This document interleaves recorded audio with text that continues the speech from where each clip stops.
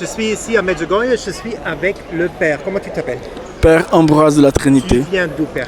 Je suis de notre maison de Thiel-Château, en Belgique. En Belgique. Voilà. Et première fois ici à Medjugorje? Non, c'est ma deuxième fois. Et comment c'est d'être retour ici? C'est vraiment une terre d'accueil, un lieu où la Gospa nous accueille vraiment à bras ouverts et nous montre que le plus important, c'est d'être conduit à son Fils Jésus. Oui, c'est pour notre confrère protestant qui comprennent le rôle de la Vierge, non? Bien sûr, bien sûr. Une mère, c'est très important dans la vie d'une personne, d'autant plus encore dans la vie de Jésus. Oui. Marie a été très importante, même si elle a eu un rôle caché, quelque chose de très secret, de très discret, elle demeure pas moins la mère de Jésus. Absolument. Et pour toi, qu'est-ce que c'est Medjugorje? Medjugorje, pour moi, c'est vraiment le lieu où l'on vient redécouvrir sa foi, mais au travers de la Vierge Marie. Puisque le rôle premier de Marie, ce n'est pas de ramener les gens à elle. Même si on a l'impression que le visage de Marie est dominant ici, en réalité, elle nous ramène toujours au visage de Jésus. Elle est comme ce poteau indicateur qui nous indique là où se trouve Jésus. Allez le voir, allez le trouver. Et tout ce qu'elle nous demande de faire ou de vivre, c'est vraiment de le faire et de le vivre pour son Fils Jésus, jamais pour elle. Absolument, Père. Et tu sais, pour nous, l'Eucharistie, c'est le centre de tout. Bien sûr. Tu peux expliquer la beauté de l'Eucharistie? Pourquoi l'Eucharistie? L'Eucharistie, c'est déjà le sacrifice non sanglant du Christ. C'est-à-dire qu'on ne voit pas le sang de Jésus couler sur l'autel, mais c'est vraiment le lieu où Jésus vient réconcilier l'homme et Dieu, où en même temps, il vient se donner. Et dans ce sacrifice, Jésus vient ouvrir son cœur très grandement pour nous inviter vraiment à nous donner encore un peu plus à Jésus. Dans l'Eucharistie, une chose importante se produit. Le cœur de l'homme s'ouvre à Dieu.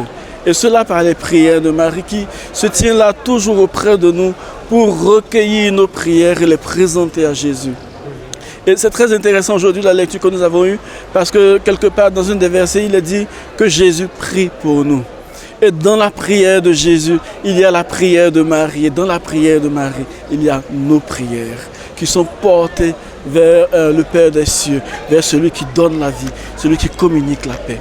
Voilà. Et tu sais, beaucoup de gens, tu as vu ça en Europe surtout, ils pensent que Dieu le Père, c'est un vieux homme avec une barbe blanche très énervé qui veut nous juger.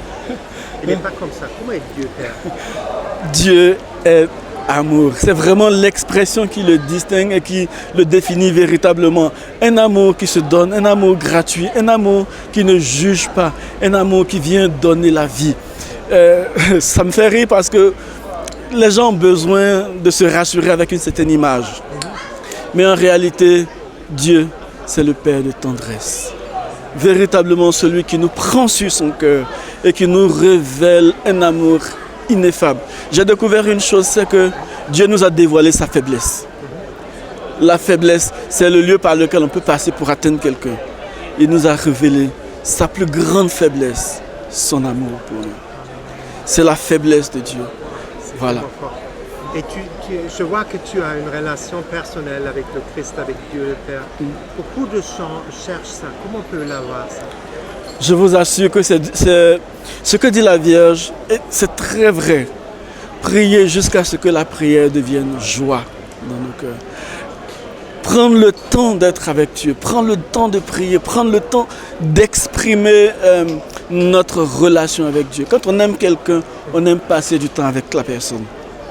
Et à chacun de trouver le temps qu'il peut avoir dans sa journée. Mais avoir le temps d'être avec Dieu et Dieu nous montre qu'il est avec nous.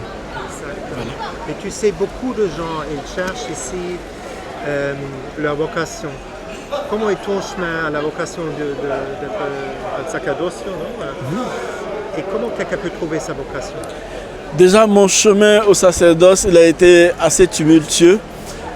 Mais il y a une parole qui m'a toujours guidé. C'est ce que l'Esprit Saint dit à Paul et Barnabé un jour où toute l'Église était en train de jeûner. Il a dit, mettez à part pour moi Paul et Barnabé pour l'œuvre à laquelle je les ai appelés. Et je crois que le Seigneur me disait, Paul et Barnabé, il ne les a pas choisis parce qu'ils étaient les meilleurs, mais simplement parce que c'était son choix à lui. Et si nous savons entendre le choix de Dieu pour nous, quel que soit l'appel, que ce soit l'appel au sacerdoce ou l'appel au mariage, si nous savons entendre le choix de Dieu pour nous, ça veut dire que nous sommes prêts à être heureux. Voilà, parce que le choix nous rend heureux. Non? Exactement, ce Les choix. gens mal comprennent, non? Oui, le choix de Dieu nous rend heureux. Lui qui nous a créés, c'est ce qui rend heureux notre cœur. Et c'est ça qu'il nous propose en fait. Le choix, la vocation ne rend jamais malheureux. Si elle te rend malheureux, c'est que tu t'es trompé. Voilà. Ou alors tu as encore besoin de redécouvrir celui qui t'a choisi. Voilà. Incroyable, Père. Parce que c'est l'enthousiasme, comme Saint Ignatius de Loyola dit. Bien sûr. L'enthousiasme entheos, C'est en ça. Dieu, non? C'est ça, en Dieu, notre joie. Comme dirait Saint Augustin, notre cœur n'a de paix qu'en Dieu seul. Incroyable, Père. Et tu sais, beaucoup de gens cherchent d'être guidés par l'Esprit Saint. Comment on peut être guidé par l'Esprit Saint? Comment ça fonctionne? Déjà, à désirer le recevoir. Oui. Ça, c'est la première chose. La deuxième chose, c'est apprendre à vivre sous l'autorité de l'Esprit. Vous savez, être chrétien, c'est apprendre à vivre de la volonté d'un autre. Et la volonté notamment de Dieu. Et pour découvrir cette volonté, pour se laisser conduire par l'Esprit, il faut au moins devenir ami de l'Esprit. Il faut au moins devenir quelqu'un qui se laisse toucher par l'Esprit. Voyez? Et en ce moment-là, l'Esprit nous conduit. Et l'un des moyens les plus forts que l'on découvre ici à Medjugorje, c'est déjà de découvrir cette marche avec l'Esprit au travers de Marie. Elle qui a su se laisser guider par l'Esprit, se laisser faire de sa discrétion. L'Esprit a été celui qui l'a ramené à la lumière. Voilà, c'est vraiment cela de laisser l'Esprit nous guider et nous mettre dans la lumière du Seigneur. Nous montrer Il ce faut offrir le cœur. Offrir son cœur. Il n'y a rien qui se fait sans le cœur d'ailleurs. Oui. C'est vraiment le lieu par excellence de la présence de Dieu. Et c'est là où nous découvrons que Dieu nous aime et nous conduit en réalité. Et pour toi, le lieu plus beau de Medjugorje? Si je devrais répondre, je voudrais dire que le lieu le plus beau de Medjugorje, c'est de découvrir la prière d'un peuple à la chapelle. Vous voyez, dans les autres lieux de pèlerinage, on vient dans le groupe, avec d'autres groupes, on découvre des lieux, mais d'entrer dans un rythme de prière, vous voyez, d'arriver à 17h, d'entrer dans le rythme de la vie de la paroisse, de découvrir ce que c'est que la prière de cette paroisse-là, voici le plus beau. D'ailleurs, il y a des personnes, quand ils arrivent, ils disent « Waouh, il y a des gens qui prient encore dans ce monde, c'est pas possible, c'est pas croyable ». Justement, c'est ça le plus beau, de redécouvrir la prière. Et la relation avec le Dieu vivant. Exactement. Dieu est amour. Amen. Dieu est bon. Et à la fin, qu'est-ce que tu dirais aux gens? Pourquoi venir une fois à Medjugorje? Venir à Medjugorje pour redécouvrir sa propre foi. Redécouvrir qui est Marie, ce visage tendre, ce visage de mère qui nous conduit uniquement à Jésus et au Père.